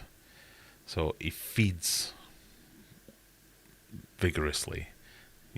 Whenever I go down there and we start to feed, he's up at the window. He's up at the glass, ready to go. But doesn't touch the other fish in there. He's very considerate.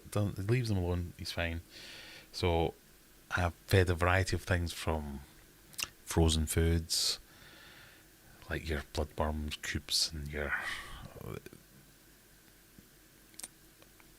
immediately forgotten all the other types of frozen foods that exist in the world. But whether there's frozen prawns, things like that, earthworms, pellet food, dried foods, my soft Artema. He has a little bit of a go at everything, and because I'm feeding a variety of sizes and everything, he's yeah, I think it's just he's now at ease. He's happy with his surroundings. He knows he's got enough space to swim around quite happily. He's not got a tilapia constantly bugging him. As nice as he was a pain in the bum. So he's doing really well. I'm really, really, really happy with him.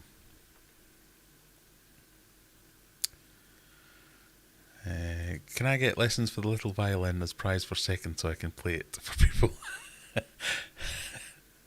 If you're second, you just have to send me an email.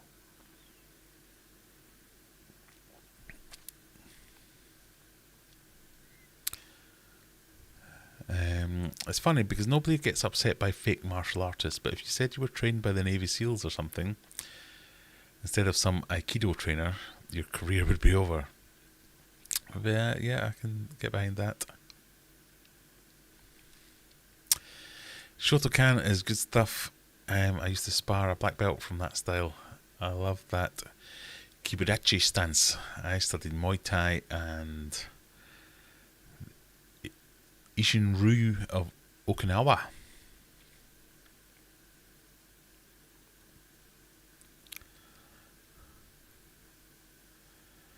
I got a black belt at Asda for £5. That's much cheaper.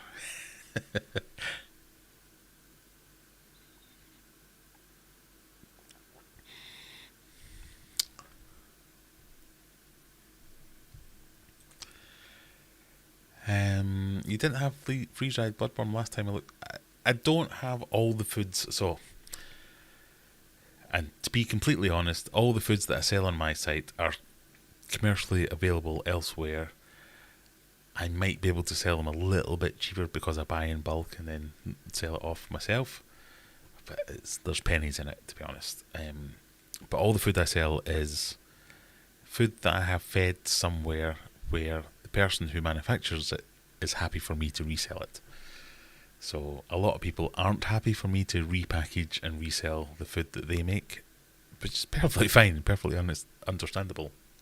But the ones that are, I'm not in a lab concocting all these recipes and all these foods. These are just things that I use, where I've gone to the manufacturer and said, would it be alright, can I buy this in bulk and sell it on my own label? And they say yes, and when they say no, I can't sell it, which is fine. So even though I use freeze-dried bloodworms, and I don't, to be honest, use that many freeze-dried bloodworms. I mean, frozen bloodworms, I do use them occasionally. But there are foods, so Hikari have rebuffed me at every stage. So I do use Hikari gold cichlid pellets, Hikari Massivore Delight, Hikari sinking catfish pellets. Generally, I would go to them and say, I really like these. Can you sell me them in bulk, like on a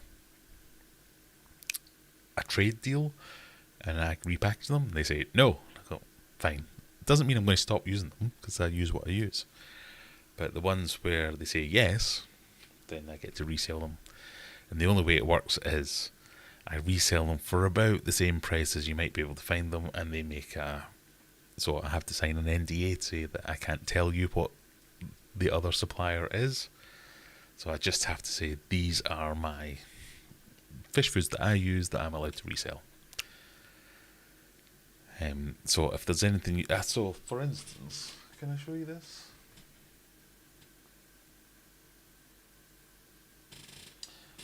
I don't know. So the big one that I'm really happy with... In fact, I think I'm allowed to show you this one.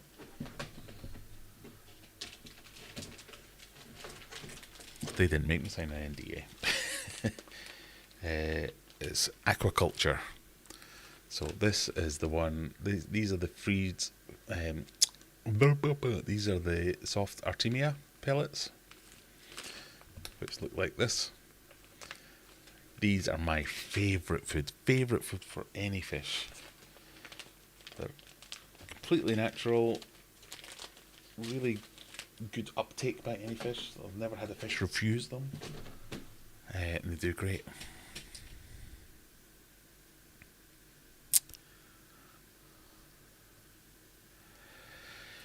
Can you talk about the process of having your own food? Oh, there you go. That is the process of having my own food.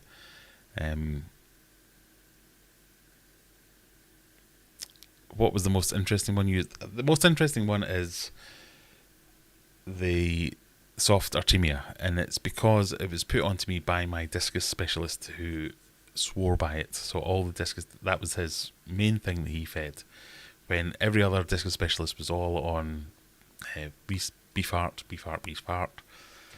Sometimes it was pork heart, or sometimes it was fish heart. They were all on a completely different track, and I loved that food. It wasn't because it was cheaper, and it was slightly cheaper than beef heart, but I saw results almost instantly on every fish that I ever tried to feed it. But yeah, my own food is very much own food in inverted commas. I am not manufacturing food. It's just food that I use that I'm allowed to resell under my own label. I will always happily promote foods that I really like. The Fluval bug bites. I'd love to be able to resell them under my own label, but I'll happily promote Fluval. The bug bites range, I think, is really good. The Hikari stuff, I mean, I don't feel as comfortable promoting it, saying, oh, it's the best food you can buy, or it's got really good levels of protein versus... My fish really like it. That's all I can say. When I look at the label afterwards and go, those ingredients aren't great. They're fine. They're perfectly good. I use them, so I'd be perfectly happy to sell them. But things like soft artemia, you look at the ingredients for that and you go, that's really good.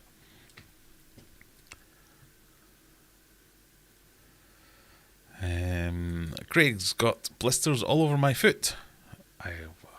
Is that a euphemism?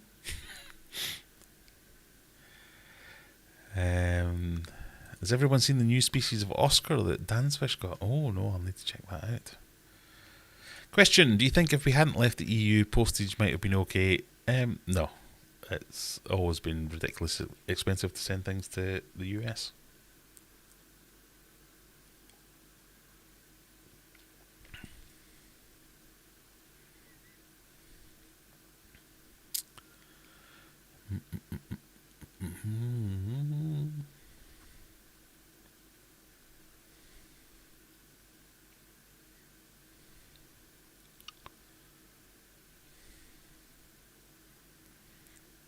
Right, sorry, I'm miles behind in the chat. I'm trying to catch up.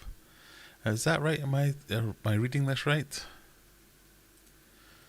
Ritesh has discovered some new species of fish.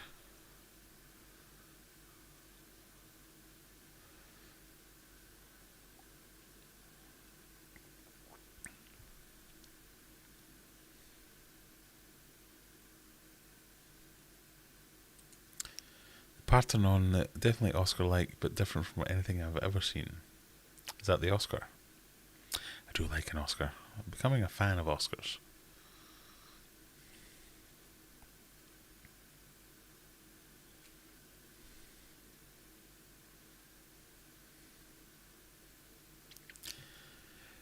Hold on.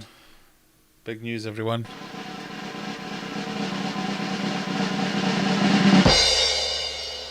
Silver Creek Aquatics has finally finished painting his bathroom. Well done.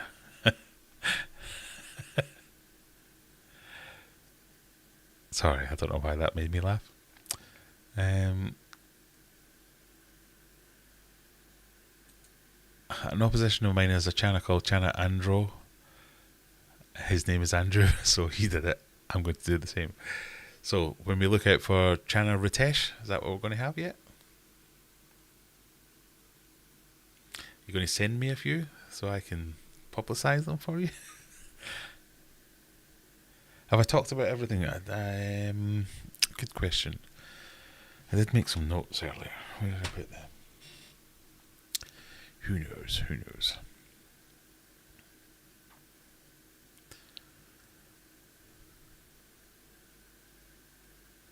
So, what we've got coming up this weekend, obviously we've the King's Coronation tomorrow. Has everyone got a garden party to go to, or a street party? What's happening out there in the world? Tomorrow I will mostly be digging a pond, so if they are having a street party around here, well, a big diesel engine putting them all off. That's not just because I'm Scottish. But I've got a few videos to film. I have a stand to make for my old big discus tank. I have my old big discus tank to fix. I have a pond to dig. What else have we got going on? We've got the gourami to move into Mega Tank. We've got to introduce the gourami and say goodbye to the tilapia. So that's like 5 videos there.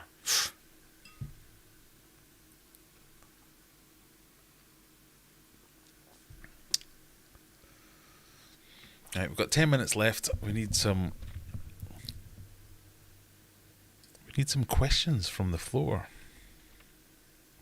I think I might have gone straight past everyone that asked the questions earlier, so let me look back.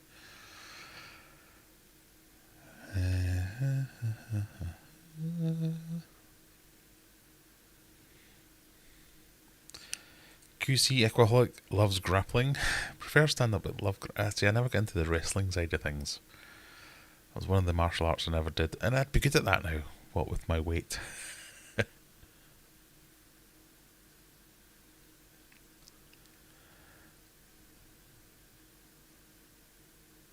Oh, there we go. So Ritesh is calling it Rutecus.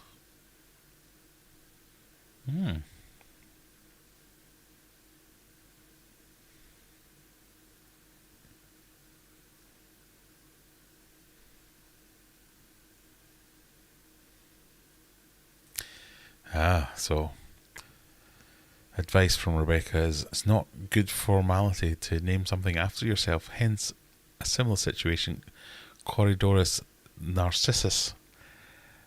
So there's a story behind this, and I can't remember what it is, but let's look it up and see if I can remind myself.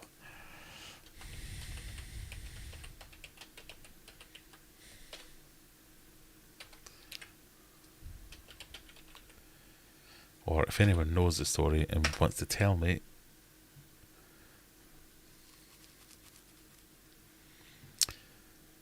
Who found it? I thought this was going to be an Axelrod thing.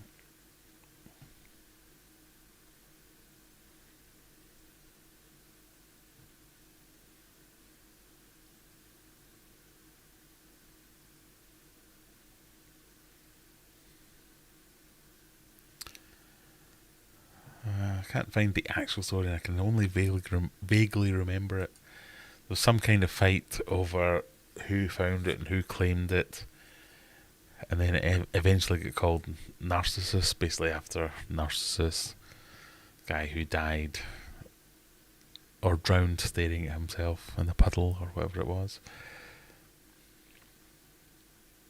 If you can remember the exact story, please, by all means, let us know.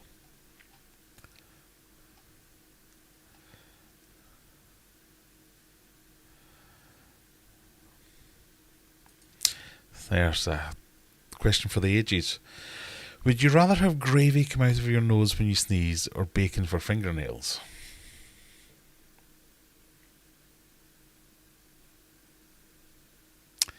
Bacon for fingernails. As delicious as gravy is, anything that comes out my nose I'm going to feel a bit funny about eating, but people chew their fingernails all the time, so if they were made of bacon, delicious. Nabokov fan question.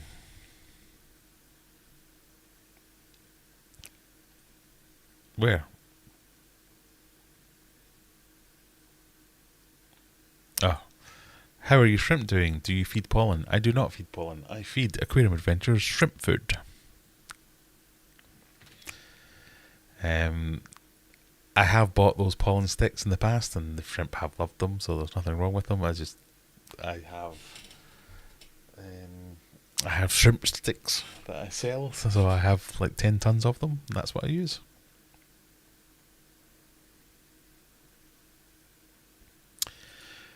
What's your favourite filter type? I would say sump. I think the benefits a sump provides outweighs most things, but I'm happy to recognise that certain situations, that's not the right answer. So certain situations, a sponge filter might be best, an under gravel filter might be best, a hang-on back filter, a canister. They all have their merits, but I do love a sump, if that makes sense.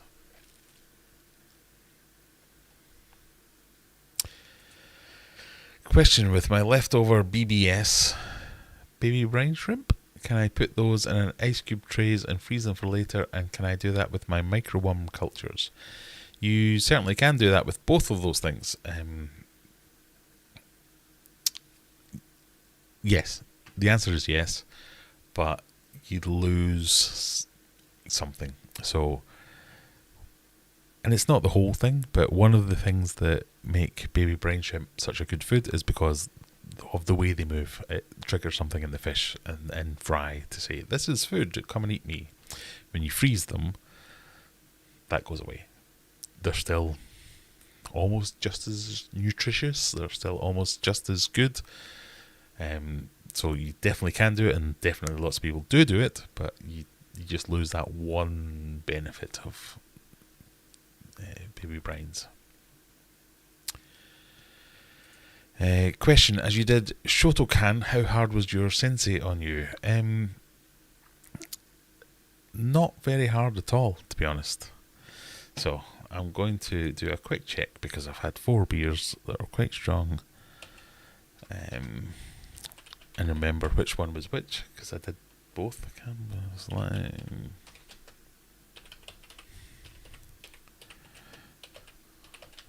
My Taekwondo instructor was the worst.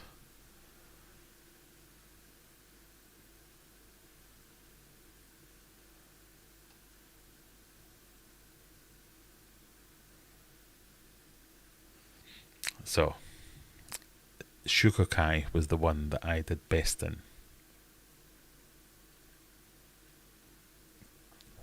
Is that right? Hang on.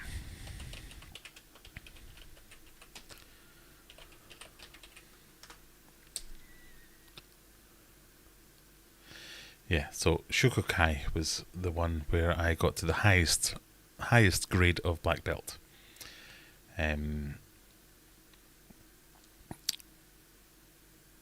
So the Shotokan one still got to black belt. I don't remember him being bad on me. I don't remember him being hard on me, or I just remember it not being as fun. So you got to remember I was like 15, 16 when I was doing this. I was playing golf, I was doing Taekwondo, I was doing Shukokai, I was doing Shotokan. These were all on different evenings, and it got to the stage where something had to give. So the Shukokai was the last one that I gave up because it was the most fun. So I'm even struggling to remember what that guy's name was. But I don't remember it being hard. And if anything, the Shukokai was the one that I ended up doing the international competitions, and the ones where we had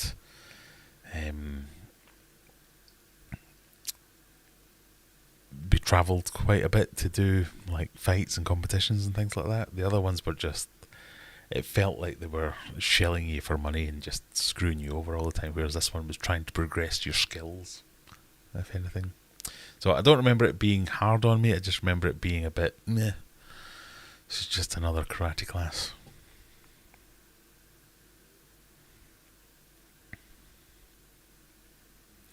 Writing my review of Corridorus Narcissus on Discord now. Okay, let's see if we can see that.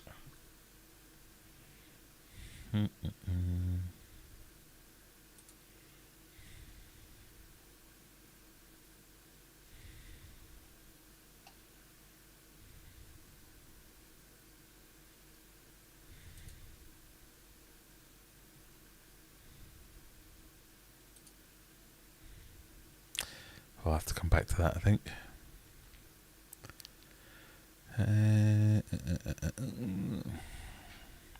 Dr. Awesome's in the house. Late but in earnest. Right, we've reached that time where it's now at 11 o'clock and someone else is probably streaming. Not that I care, as we discussed earlier. But I had 11:05 on the book for when I would need a pee, and I think that's going to hit. Question: can I put sand on top of my gravel? My tank has been running for 2 years. Shan, absolutely. They will mix. That's the only thing. So if you have an inch of sand and an inch of gravel, you'll have 2 inches of a sand gravel mix. If you have an inch of gravel and 2 inches of sand, you've got a chance.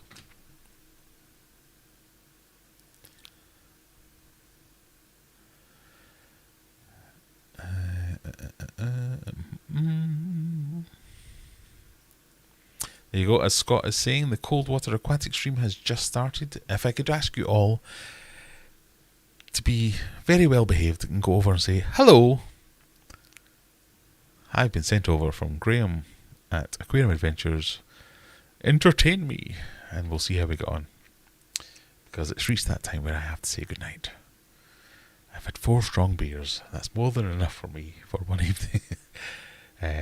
We've got a couple of videos coming up. I have lots of ideas for videos. So I would, as always, click the subscribe button so you don't miss out. But for now, thank you for joining me. And we'll see you next week. Bye. Oh look, I pressed the wrong button. Bye.